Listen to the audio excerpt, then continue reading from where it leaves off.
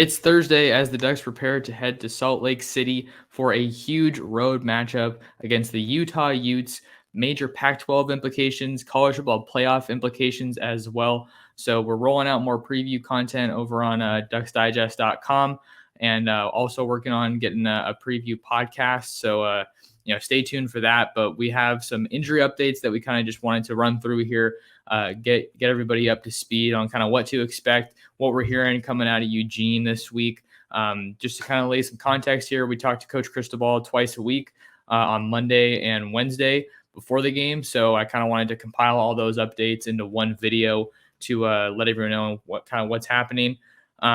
So running through my little list here, Seven McGee, running back for Oregon, we saw him go down for a short bit against Washington State on a kickoff play, but we're hearing that he is fine. So expect to see him available against the Utes. Two other guys, Jackson Powers Johnson, Jackson LeDuc, both the Jacksons. We heard about them on Monday. Cristobal said last week that LeDuc was going to be questionable, but he looked like he was going to be good to go for this week against Utah.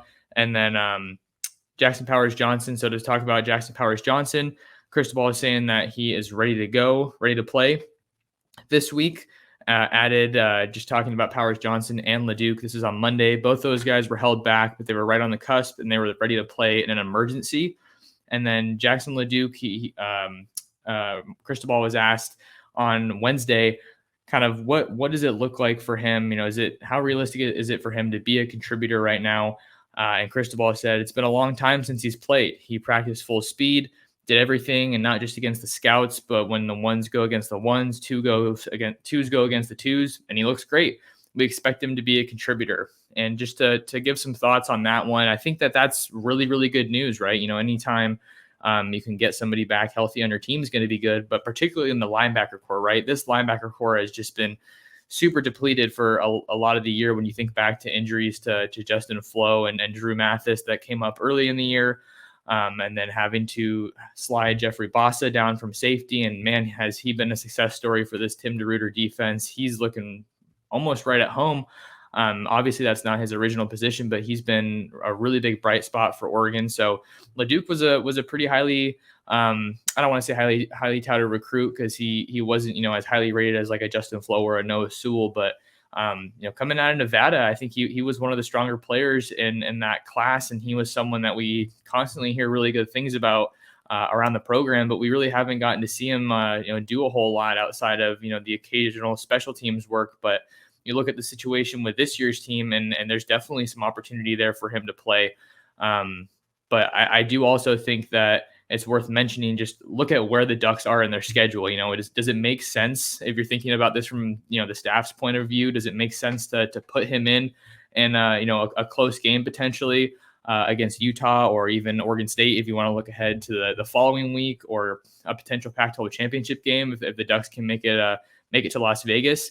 So, a lot of speculation there. So we don't really know kind of what he looks like since we haven't seen him in action in quite a while.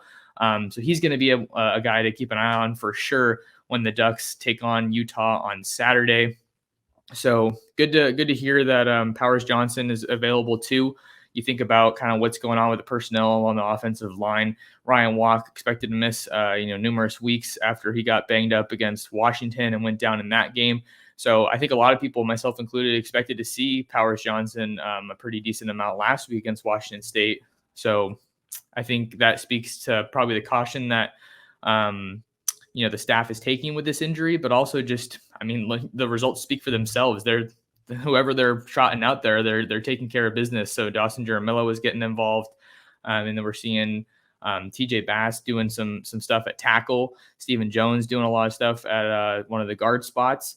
So just, all of these guys are just moving around, and two straight weeks of over 300 rushing yards. You really can't argue with the results. So I think that's a really good update to get, a positive update. And then, the biggest injury coming out of that Washington State game, right, was Johnny Johnson. He left in that game. I personally didn't see that exact play, but I did, try to follow him with my binoculars after the injury happened, when he was on the sideline. Was able to get off the field on his own power. But then he went over to the medical cart and got carted to the locker room. So kind of put into, some context there. was able to get off the field on his own, but then got carted to the locker room and then did not return in that game. It looked like it was, I think he was favoring his right side, so probably like some kind of a leg injury. We still have to see some more there, and I wish I was paying closer attention on that particular play, but that's kind of what I've heard there. But Mario Cristobal was asked about Johnny on Monday, and he said, we're evaluating, but we're hopeful. So not a whole lot of new information there. And also DJ Johnson, he didn't dress for that Washington State game on Monday. We were told by Cristobal still evaluating him, but it looks like he's going to be good to go. So that's another injury update there. I'm trying to kind of divide this into Monday and Wednesday, so hopefully it's not too confusing. And then staying on Monday updates, Keith Brown, Cristobal said that he tweaked something, but it doesn't seem to be major. We expect him to be back. So we talked about that linebacker core earlier with guys like LeDuc looking like they're going to be available. Keith Brown is certainly another guy that is going to help bolster that depth for the Ducks. Robbie Ashford, freshman quarterback, did not dress last week for the Washington State game. Cristobal is saying Robbie is healthy. He hurt something mildly in practice last week, but he's good to go. Should the Ducks need him, it looks like he's going to be available. And then Wednesday, the most recent updates that we got out of Eugene yesterday, not a whole lot of new information, but it's still worth passing along. DJ Johnson and Johnny Johnson, they were asked in the same question, how are they looking? Are they, is it looking like they're going to be able to give it a go on Saturday against Utah? And what Cristobal had to say about DJ Johnson and Johnny Johnson is that they are healthier, looking good. So we'll see. So I think on the surface that sounds pretty good, but I think the we'll see part that we hear gives me a little bit of cause for pause, seeing that Cristobal said earlier this week on Monday that DJ Johnson looked like he was going to be good to go. But with those two positions, you look at wide receiver, still a very, very deep room, deep position group. Micah Pittman announcing that he's going to be moving on from the program. The Ducks really have a lot of good talent there. You talk about guys like Dante Thornton, Chris Hudson, Isaiah Brevard. He's a guy that we haven't seen too much of this year. Josh Delgado. So that room's deep. I think that obviously you want to have a guy like Johnny Johnson available in this one with how much of a force he is in the run game. And then he also had a pretty nice diving catch, if I remember, against Cal. So he's definitely a playmaker for the Ducks if he gets the ball in space. Really good route runner as well. So I think that, you want to have everybody available, especially in a game this big. But those freshman tight ends, Maliki Matavao, Terrence Ferguson, have been playing really well. Spencer Webb as well. So they have guys that are capable of stepping up. And then this is one of the more interesting injury updates that we got from Wednesday's press conference with Mario Cristobal. It doesn't really apply to this game, but linebacker Drew Mathis. He's a veteran guy.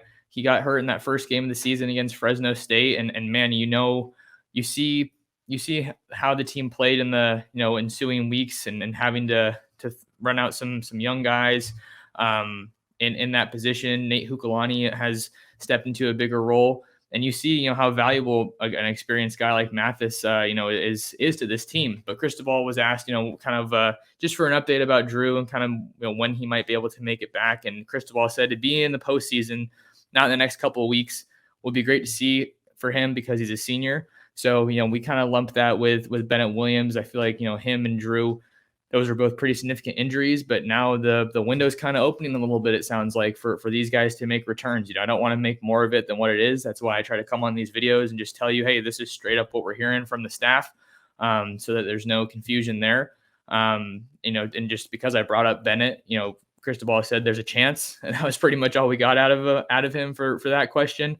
So don't want to make too much of that, but I think that's really significant because of how effective this defense was at turning the ball over, forcing turnovers, I should say, when Bennett Williams was in the lineup. And then just having some of that depth back with Drew Mathis would be a huge help for this team, especially with the way things are, projecting the trajectory of this team to take care of business and hopefully get a really good bowl game.